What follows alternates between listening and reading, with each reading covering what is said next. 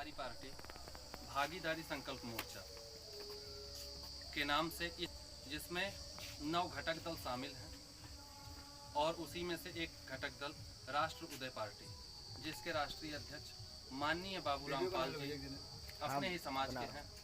और इसमें 9 पार्टियां जितनी भी शामिल हैं सब शोषित, वंचित, पिछड़ा, अति पिछड़ा समाज के लोग हैं जो कहीं ना कहीं से किसी न किसी चीज़ से वंचित रह गए, छूट गए, जिस कारणवश हमारा और आपका विकास नहीं हो पाया। उन्हीं लोगों ने मिल करके इस भागीदारी संकल्प मोर्चा का गठन किया और ये विचार बनाया गया कि हम अपने समाज के लिए, अपने पिछड़ा वर्ग के लिए लड़ें और उनके अधिकारों का जो आज हनन हो रहा है, जो उनको दबाया जा रहा है, बहुत सारी चीज़ें हैं जो स्कीमें आती हैं और हमारे लोगों तक नहीं पहुंच पाती हैं।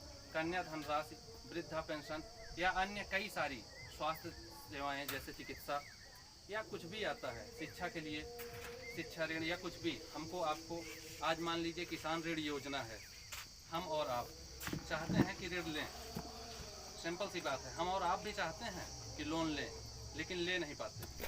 क्यों? क्योंकि हम लोग उतने शिक्षित नहीं हैं और एक दबे कुचले समाज से आते हैं, तो हमको आपको कोई पूछता भी नहीं।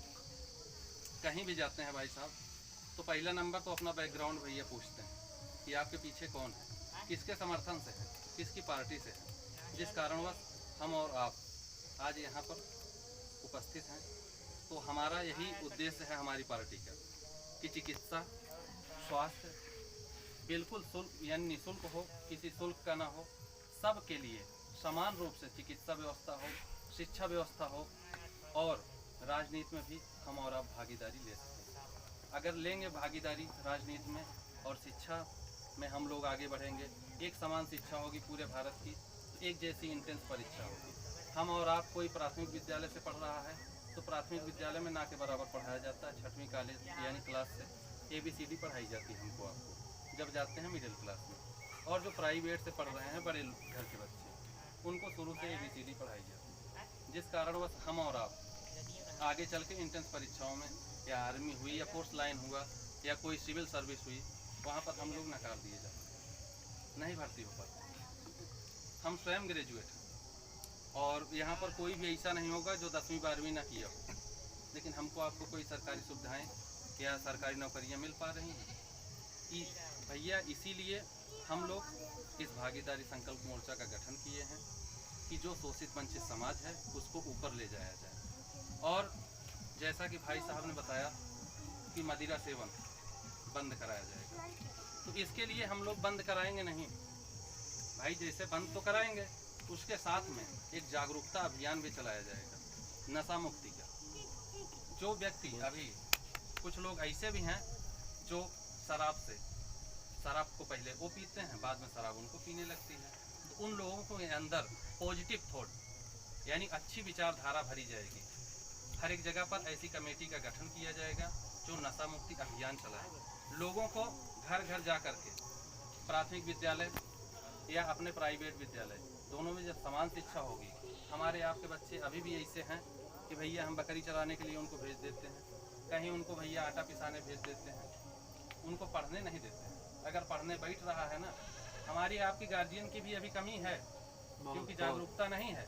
वो चाहते हैं कि भैया हम पढ़े बच्चे, अगर देखकर किसी को पढ़ना भी चाहते हैं तो बोल देते हैं, उठा यार बकरी आई बैठे बांध ला तनी पप्पू, उसके बाद बैठा फिर पढ़ा, बहुत पढ़ा का कहीं पढ़ के जज थोड़ी न हो जाता है। तो इसलिए जो हम लोग आज भैया किसी के दबाए नहीं हैं, बात तो ये भी है कोई आपको मार नहीं रहा है सुबह शाम थप्पड़, लेकिन हमारी आपकी जो मानसिकता है, हम लोग मानसिक गुलाम हैं, विचारधाराओं के गुलाम हैं।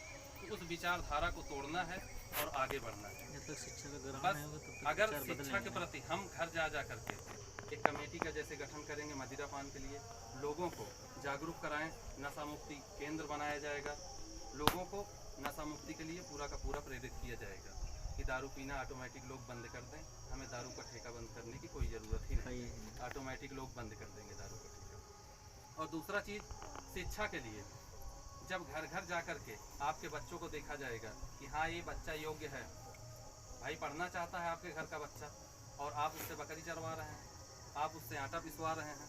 माँ बाप को भी समझाया जाएगा और बच्चे को भी समझाया जाएगा और उन्हें जागरूक किया जाएगा कि भैया पढ़िए, शिक्षा से आप आगे बढ़ सकते हैं। और तीसरा, राजनीतिक भागीदारी।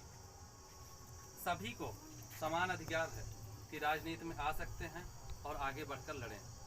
और इसी उद्देश्य से हम लोग भी राजनीतिक भागीदारी करने के लिए आगे बढ़े हैं।